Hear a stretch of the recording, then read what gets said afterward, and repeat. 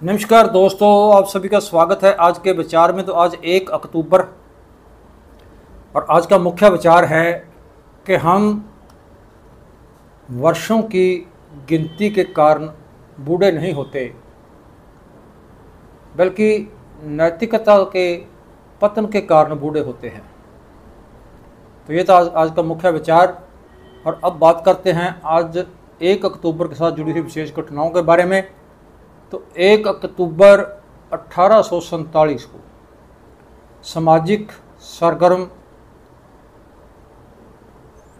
Shrimati any best का London में जन्म हुआ। 1 अक्टूबर 1854 को भारत में डाक टिकट शुरू हुआ। 1 अक्टूबर 1918 में शहीद सत्यानंद सरकार की हवालात में शहीदी हुई। 1 अक्टूबर 1918 को उर्दू शायर मजबूर सुल्तानपुरी का जन्म हुआ। 1 अक्टूबर 1938 को भारत सरकार की ओर से लड़के और लड़की की शादी की जो उम्र है वो लड़की की 15 और लड़के की 18 वर्ष की गई। 1 अक्टूबर 1949 को कॉमरेड माओ जे तुंग के नेतृत्व में कम्युनिस्ट पार्टी ने चीन में राज सत्ता पे हासिल की। तो ये थे आज के विशेष दिनों के बारे में जुड़ी हुई घटनाओं के बारे में जानकारी। तो अब बात करते हैं विश्व बुजुर्ग दिवस की। तो यूएनओ ने 14 दिसंबर 1990 को एक ऑर्डिनेंस के जरिए 1 अक्टूबर को विश्व बुजुर्ग दिवस मनाने का फैसला किया। तो 2011 की जनगणना के अनुसार पंजाब में 2.77 लाख यानी 3.25 करोड़ आबादी में से 100 वर्ष की आयु वाले लगभग 19,000 बुजुर्ग और इसमें 10,000 से ज़्यादा जो औरतें हैं। तो 60 वर्ष की आयु वाले जो बुजुर्ग है, जो 60 वर्ष की आयु में आते हैं, तो भारत में 60 वर्ष की या इससे ज़्यादा उम्र वाले बुजुर्गों की गिनती जो है वो पंजाब में है। जो भारत से पंजाब की जो गिनती है वो चौथे नंबर पे है। उसके बाद केरला, गुजरात, दिल्ली, कर्नाटक आदि राज्यों में जो है लंबी आयु वाले जो बुजुर्ग है वो ज़्यादा होते हैं। तो जापान में सितंबर के तीसरे सोमवार को हर वर्ष बुजुर्गों के प्रति सम्मान दिवस मनाया जाता है। तो वहाँ अच्छी सेहत सहूलतों के कारण बुजुर्गों की गिनती में तेज़ी से बढ़ोतरी हुई है। 1966 में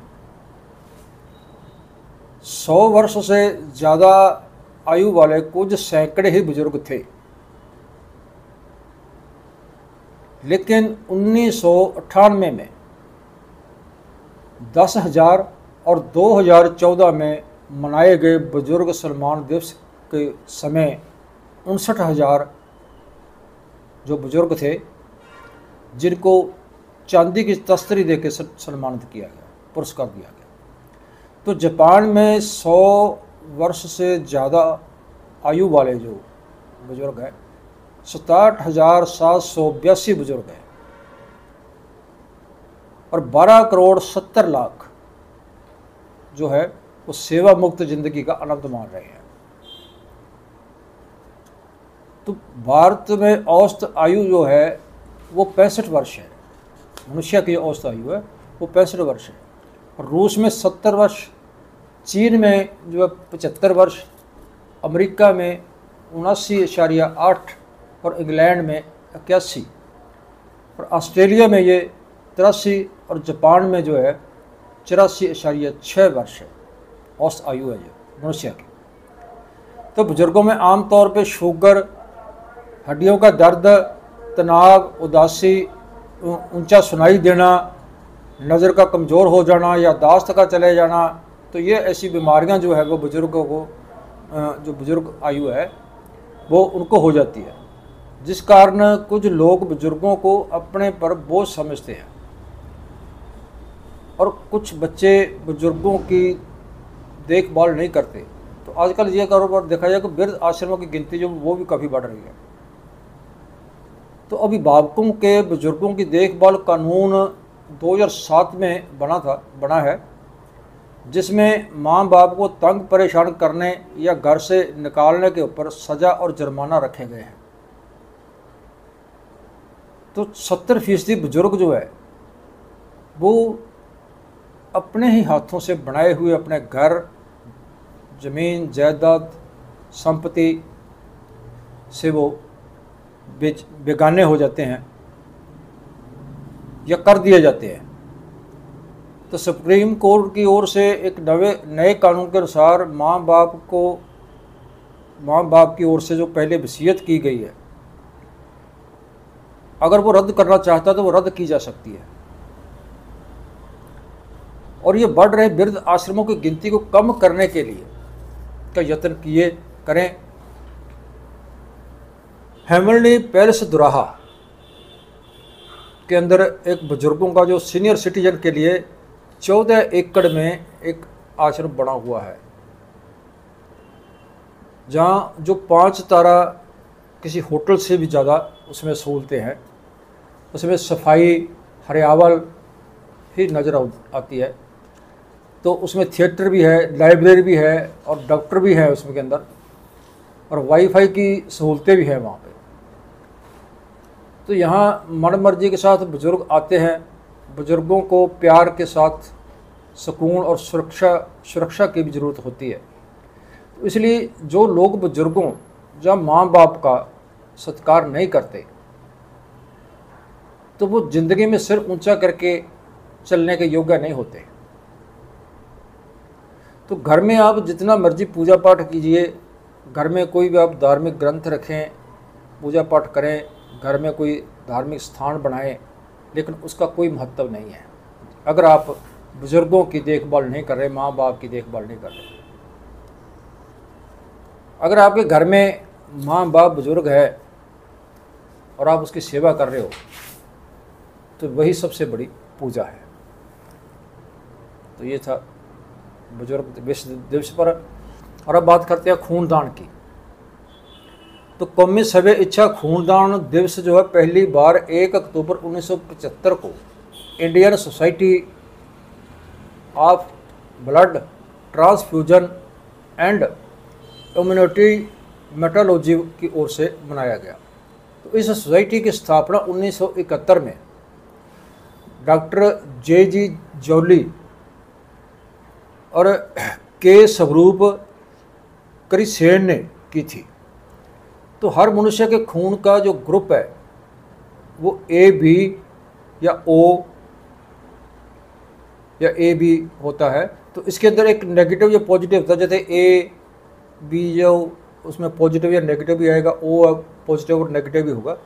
तो ये उसका जो ग्रुप होता है मनुष्य के खून का, तो जिसके बारे में हर किसी को जानकारी होनी चाहिए कि मेरा जो ब्लड ग्रुप है, मेरे खून का जो ग्रुप है वो कौन सा है, A है, B है, O है, नेगेटिव है या पॉजिटिव है, ताकि किसी भी दुर्घटना के समय मरीज को उसके ग्रुप का खून दे करके उनको बचाया जा सके। लगभग 400 वर्ष पहले वैज्ञानिकों ने मनुष्य शरीर के खून के संबंध में बहुत सारी खोजें करनी शुरू की। तो खून के ग्रुप का सबसे पहले 1901 में अमेरिका के जीव वैज्ञानिक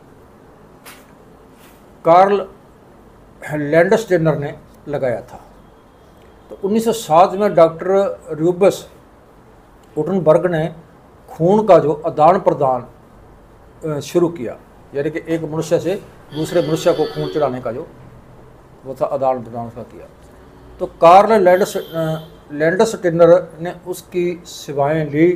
तो 1930 में नोबल इनाम और मरने के उपरांत 1946 में लास्कर अवार्ड से उसे सम्मानित किया गया। तो खूनदान करने वाले को दिल की बीमारियों का खतरा बहुत कम होता है, जो लोग खूनदान करते हैं, क्योंकि खून के लाल सेल बढ़ने की प्रक्रिया, जैसे खूनदान करते हैं तो खून के जो लाल सेल है उसके बढ़ने की प्रक्रिया तेज हो जाती है।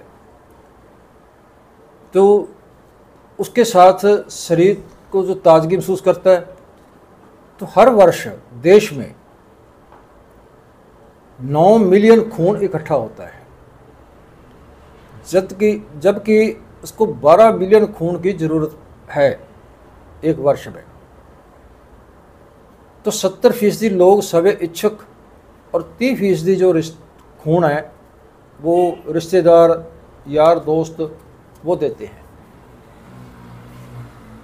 तो एक दिन में 38,000 से ज़्यादा जो खून देने वालों की ज़रूरत होती है। तो ये जो गिनती की बात करें तो त्रिपुरा में 93% लोग खूनदान करते हैं, जबकि तमिलनाडु और महाराष्ट्र भी खूनदान करने में सबसे आगे हैं। तो स्विट्ज़रलैंड में 1000 के पीछे 113, जापान में 70 और भारत में सिर्फ 8 लोग ही खूनदान करते हैं। तो ओ ग्रुप की सबसे ज़्यादा मांग होती है। खूनदान दिवस जो है वो सामाजिक संस्थाओं की ओर से विशेष खूनदान कैंप लगाए जाते हैं। तो रेड क्रॉस सोसाइटी की ओर से भारत में ब्लड बैंक भी स्थापित किए गए हैं जिला डिस्ट्रिक्ट लेवल के ऊपर, जहां एमरजेंसी में खून लिया जा सकता है और वहां पे दिया भी जा सकता है। तो खून दान प्रदान करने के समय जात पात, ऊंच नीच या धर्म नहीं देखा जाता और सारे ये भेदभाव खत्म हो जाते हैं। ये तो जीते जी है मनुष्य के अंदर कि ये धर्मों के, जात पात के, ऊंच नीच के भेदभाव हैं, लेकिन मरने के बाद खूनदान जो है उसके समय ये सारा कुछ खत्म हो जाता है।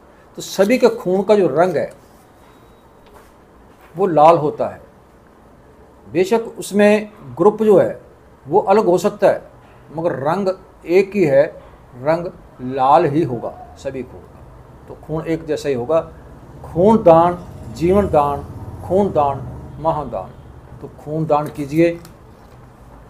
आपका किया हुआ खून दान किसी की ज़िंदगी को बचा सकता है, किसी के परिवार को बचा सकता है।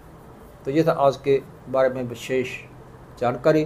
कैसी लगी, अच्छी लगी, ज़्यादा से ज़्यादा लाइक शेयर करना, कमेंट करके अपने विचार जरूर देना। कल फिर मिलते हैं एक ऐसी ही और जानकारी के साथ। तब तक नमस्कार।